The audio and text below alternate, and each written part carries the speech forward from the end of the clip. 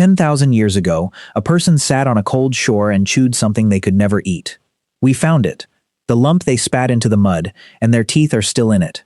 Hold it to the light and the marks are right there.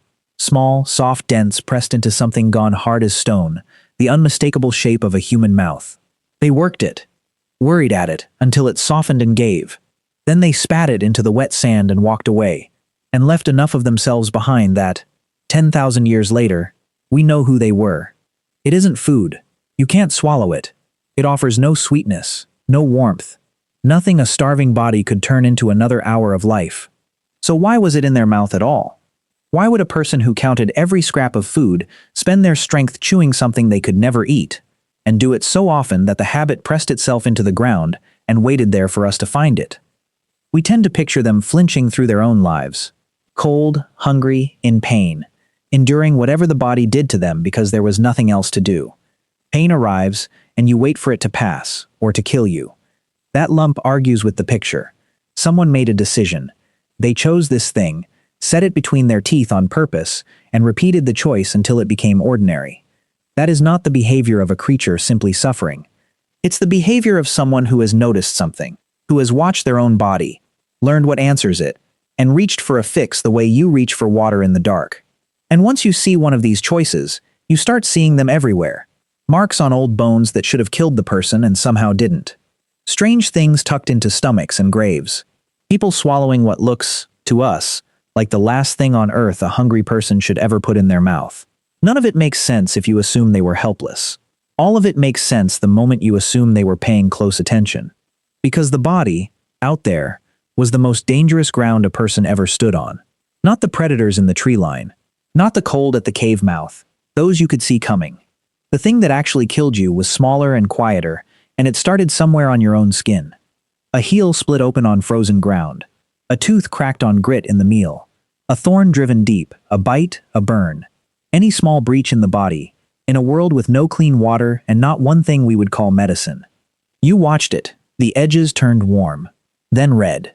Then the redness crept outward and the heat moved inward. And a person who had outlasted everything the land could throw at them began to shake and burn from an opening the size of a fingernail. There was no one to call. No one who could turn it back once it turned. A child's fever in the night was a sound a whole camp learned to dread. Because so often the only thing the grown ones could do was hold the small body and listen. Bad water emptied people from the inside until they couldn't stand. A gut seized around something it couldn't pass. These were the real hunters. Slow, unseen, already inside the walls. So that small black lump, marked by a human mouth, stops being strange and starts being a question worth chasing. What did they know that we forgot? Start with the lump, because the lump answers first. Lay birch bark beside a fire.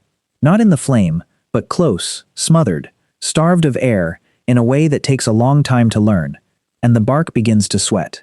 What weeps out and hardens is a thick black resin. Birch tar. It sets nearly as solid as the stone it was made to serve, and it grips like nothing else they had. This was the glue. The thing that married a flint edge to a wooden shaft and turned a stick into a spear. Without it, half of what they built fell apart in the hand. But cold tar is useless. To shape it, you have to warm it, and the warmest tool a person carried everywhere was the mouth. So they chewed. They worked the resin soft between their teeth.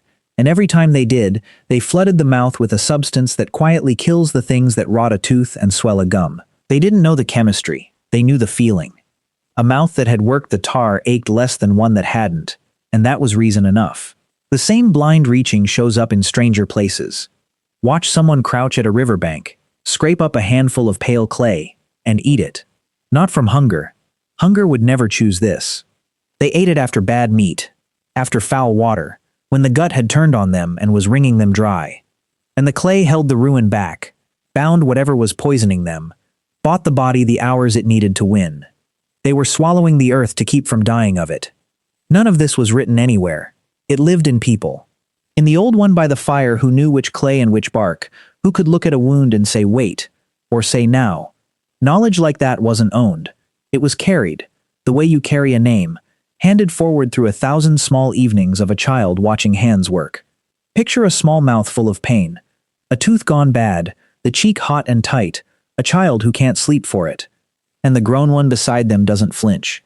They reach for the black resin, soften it themselves, and press it gently into that hot little mouth. The crying eases. Not because the trouble is gone, but because someone in the dark knew what the trouble was and what to set against it. That is the part we keep getting wrong about them. We imagine them startling at every shadow, and we miss the quieter truth. That across more lifetimes than anyone could count, people had been watching their own bodies and the world's answers to them, holding on to what worked, teaching it down the line. Every fire had its keeper of that knowledge, and most of them died before we'd ever call them old. When one of them went, something went too that no bone preserves. A library with no shelves, gone in a single breath, and then rebuilt, slowly, in the ones who'd been paying attention. And then comes the detail that turns the pity inside out. It would be easy to file all of this under desperation, the sad fumbling of people with nothing better to hand. But look hard at what they actually reached for, and it keeps turning out to be right. The plainest proof arrived only a little over 100 years ago, in a war that swallowed a generation whole. When the wounded came faster than the cotton could be made, and the bandages simply ran out, surgeons turned to a plant pulled from cold bogs and packed it into torn men. Moss. It drank up blood many times its own weight, and, as it happened, fought the infection while it did. The same kind of moss a person on a freezing shore had once pressed into a gash, with nothing to go on but memory and the look of the thing. There was nothing random in it. They had read the world correctly, and that reading was still pulling people back from death in a century they could never have dreamed of. Because reading the world is one thing, acting on it, with your own hand on your own flesh, is something else. There comes a point in a wound where waiting stops being an option. The edges won't close. The heat is climbing the limb. Everyone at the fire can see where this is going, and so can the person it's happening to. And somewhere along the way, people learned a terrible answer to it. You take a stone from the edge of the flame. You let it drink the heat until it's almost too bright to look at. And then you press it to living skin, your own or someone you love, and you hold it there through the sound they make. Because the burn seals what the wound opened, and a sealed wound sometimes lets a person live. They chose the smaller agony to escape the larger one. Knowing exactly what it would cost, they reached for the hot stone anyway. That is not a frightened animal. That is a person doing arithmetic with pain. And it goes further than skin. There are skulls, scattered across the deep past, with neat holes cut clean through the bone, opened on purpose, with edges of stone, while the person was still alive. We know they lived, because the bone around the opening grew. It rounded. It healed.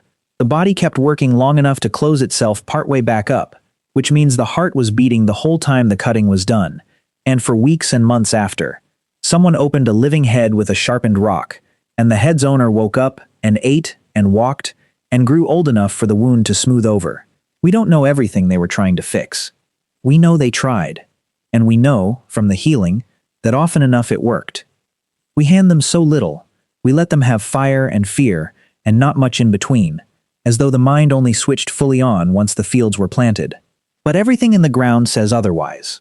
The chewed black resin, the swallowed clay, the moss in the wound, the hot stone, the opened skull that healed, none of it is the work of a creature merely surviving the day it was handed. It's the work of someone watching, remembering, testing the world against the body, and keeping what held. That watching never stopped. It's the same impulse that became every cure we have. The long human habit of refusing to simply accept what the body does to us. Of pressing back. Of trying the next thing. The bog moss that staunched a wound on a frozen shore was still staunching them in a war within living memory. The line runs unbroken from that shoreline to the room where you were born. They were not waiting for us to begin. We are the part of them that got to keep going. A person knelt in the cold, 10,000 years ago, and pressed something into a wound because they had learned it would help. The same gesture, the same stubborn hope, is in every hand that has ever reached toward someone hurting. That hand was always there. It only had less to reach for. If you'd want to stand inside another one of these worlds, the channel's here waiting. Stay a while. There's more of them out there in the dark.